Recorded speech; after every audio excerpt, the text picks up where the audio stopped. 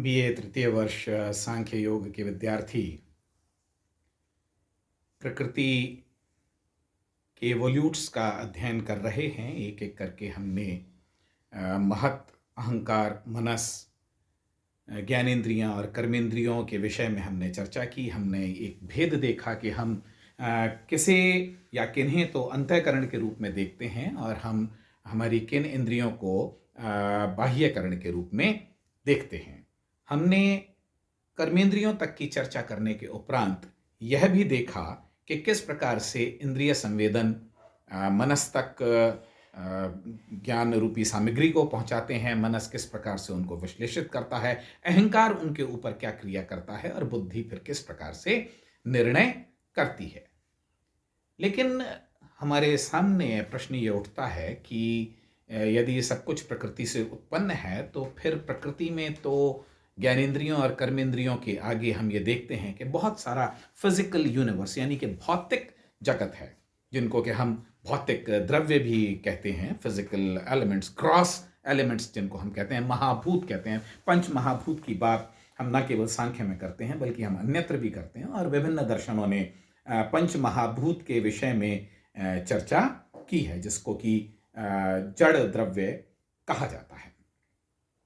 हम ये देखेंगे कि सांख्य दर्शन में ये माना गया कि भौतिक पदार्थ या स्थूल पदार्थ, जिन्हें हम महाभूत कहते हैं, भूत पदार्थ वास्तव में अपनी उस अवस्था में या अपनी उस प्रकृति को ठीक वैसे प्राप्त नहीं होते जैसा कि प्राय अन्य दर्शनों में माना गया है। फर्स्ट ईयर में आपने अपने प्रथम वर्ष में जब अन्य दर्शनों के विषय में पढ़ा था तो वहां पर आपने ये देखा था कि पंच महाभूत स्वीकार्य हैं, किंतु तन्मात्र की बात वहां पर प्राय गौण है।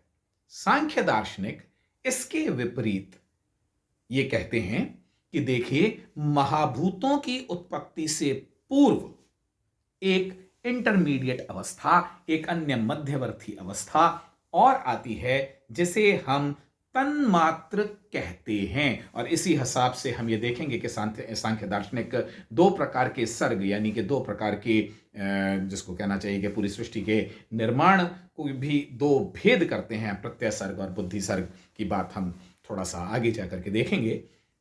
तो सांख्य दार्शनिक मानते हैं कि महाभूतों की उत्पत्ति से पहले तन्मात्राओं की उत्पत्ति होती है।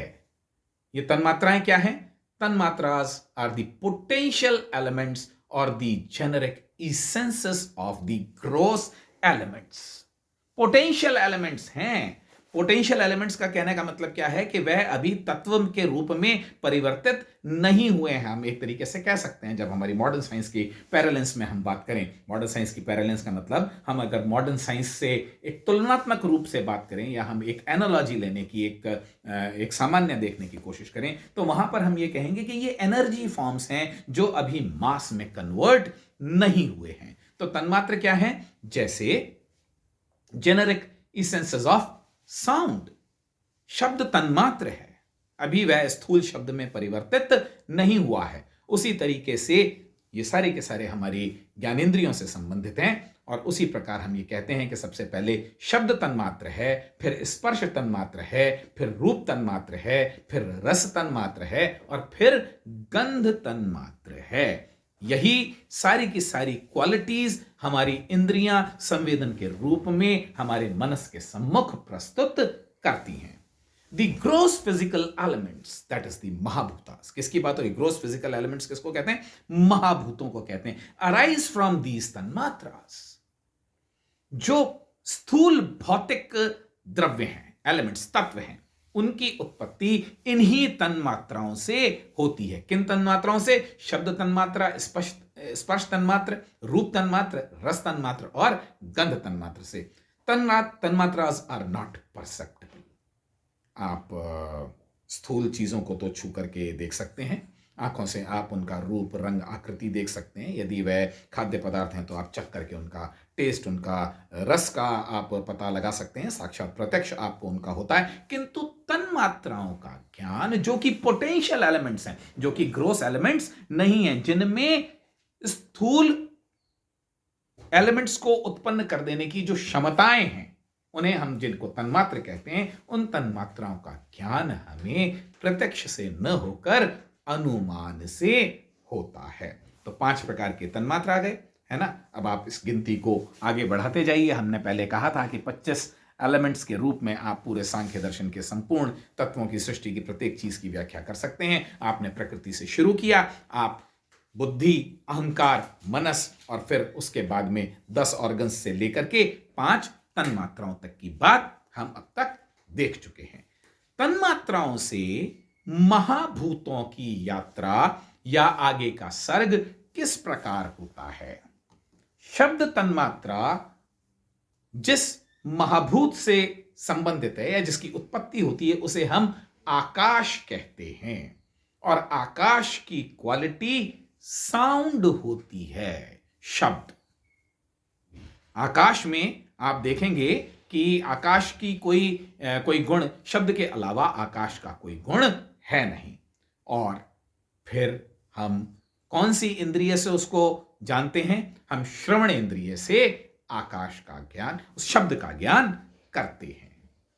फिर शब्द के उपरांत जब हम स्पर्श तन्मात्र की तरफ जाते हैं, और स्पर्श तन्मात्र जब शब्द तन्मात्र से मिलता है तो वायु की उत्पत्ति होती है। देखिए, आकाश को आप छू नहीं सकते, आकाश को आप देख नहीं सकते, लेकिन वायु का आप स्पर्श कर सकते हैं। कहते हैं ना, आहा, कितना शीतल पवन बह रहा है, कितनी सुहानी हवा चल रही। तो वो सुहानापन कहां है?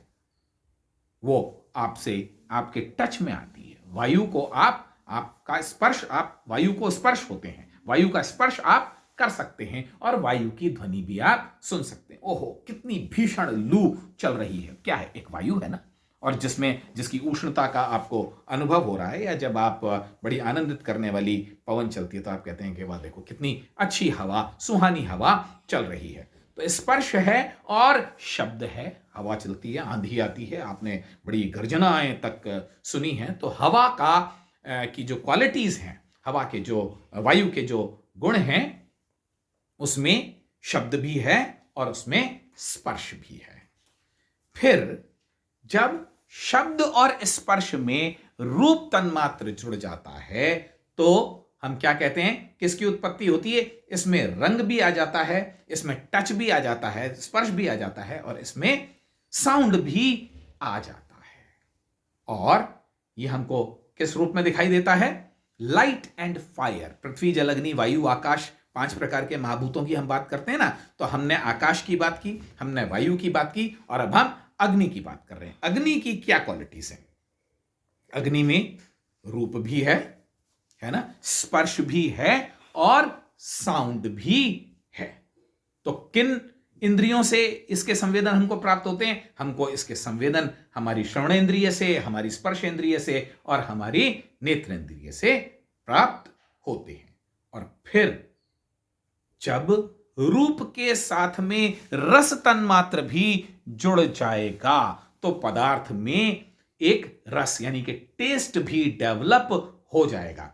तो जहां पर रस तन्मात्र जुड़ जाएगा वहां पर जल की उत्पत्ति होती है। या हम ये कह सकते हैं कि जल के अंदर किन किन क्या क्या गुणों से युक्त है? वो रस से भी युक्त है, वो शब्द से भी युक्त है। झरना बहता, आपने साउंड सुना होगा ना, पानी का अपना साउंड है।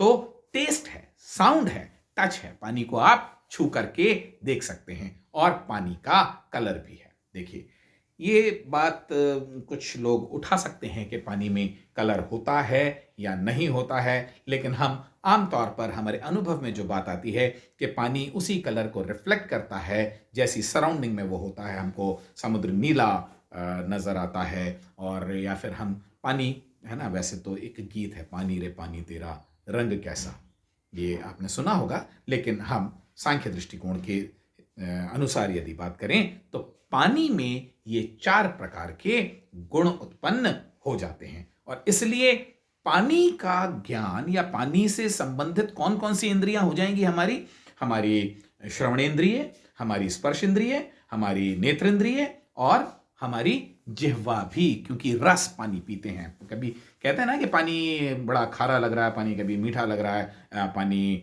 बड़ा सरस सुरुचिपूर्ण लग रहा है, या कभी पानी इतना अच्छा नहीं लग रहा है। तो पानी में टेस्ट की बात हम करते हैं, पानी में रस की बात हम करते हैं। और फिर सबके पश्चात कौन से तन्मात्र सबसे आखिर में आएगा? जिसको हम गंध तन्मात्र कहते हैं। और जब किसी विषय से गंध तन्मात्र भी जुड़ जाएगा तो उस विषय के अंदर गंध, रस, शब्द, स्पर्श और रूप, ये सारी की सारी चीजें ही सम्मिलित हो जाएंगी। और इन सारी की सारे गुणों से युक्त महाभूत, कौन सा महाभूत है? जिसको हम पृथ्वी कहते हैं या अर्थ कहते हैं। तो हम ये देखते हैं कि 5 प्रकार के महाभूत 5 प्रकार के तन्मात्राओं के अग्रसर होते हुए मिश्रण से उत्पन्न होते जाते हैं। सबसे पहले शब्द तन्मात्र से आकाश की उत्पत्ति होती है। शब्द में जब स्पर्श मिल जाता है तो वायु की उत्पत्ति होती है। जब शब्द और स्पर्श तन्मात्र में रूप तन्मात्र मिल जाता है तब हम ये कहते हैं कि अग्नि की उत्पत्ति होती है। और जब शब्द, स्पर्श, रूप में रस मिल जाता है तब हम कहते हैं कि जल की उत्पत्ति होती है। और जब इन सारे के सारे तन्मात्र में आखिर में जब गंध मिल जाता है तो हम ये कहते हैं कि पृथ्वी महाभूत की उत्पत्ति होती है। और जो पृथ्वी महाभूत है वह हमारी 5 प्रकार की इंद्रियों से ही संबंधित है। उसका संवेदन हमारी 5 इंद्रियां मनस को भेजने में सक्षम है, या मनस के तक वो संवेदन जो पृथ्वी महाभूत के हैं संवेदन भेजने में हमारी 5 प्रकार की इंद्रियां उपयोग में आ सकती हैं। तो इसी प्रकार हमने ये देखा कि जो 2 स्तर हैं इवोल्यूशन के, उत्पाद के, प्रकृति के, सृष्टि के जो 2 स्तर हैं, सृष्टि की क्रिया के जो स्तर हैं, वो बुद्धि से प्रारंभ होते हैं। एक तरफ प्रत्यय सर्ग है और दूसरी तरफ तन्मात्र सर्ग है। तन्मात्र सर्ग में अहंकार है, हमारे मनस को मिलाकर के 11 प्रकार की इंद्रियां हैं, 5 ज्ञानेंद्रियां, 5 कर्मेंद्रियां और 1 मनस। और जो शेष प्रकार की सृष्टि की उत्पत्ति है उसे हम प्रत्यय सर्ग कहते हैं। तो इस प्रकार हमने ये देखा कि प्रकृति से प्रारंभ होकर के प्रकृति की साम्यावस्था के भंग होने के बाद विरूप परिणामी प्रकृति जब उत्पाद उत्पन्न करना प्रारंभ करती है तो महत से लेकर के महाभूतों तक की यात्रा या उत्पाद की श्रृंखला किस प्रकार चलती है। मैं समझता हूं कि उत्पादों की बात हम यहां पूरी कर चुके। आने वाले लेक्चर में हम सांख्य दर्शन की ज्ञान मीमांसा के विषय में विशेष चर्चा करेंगे। Thank you.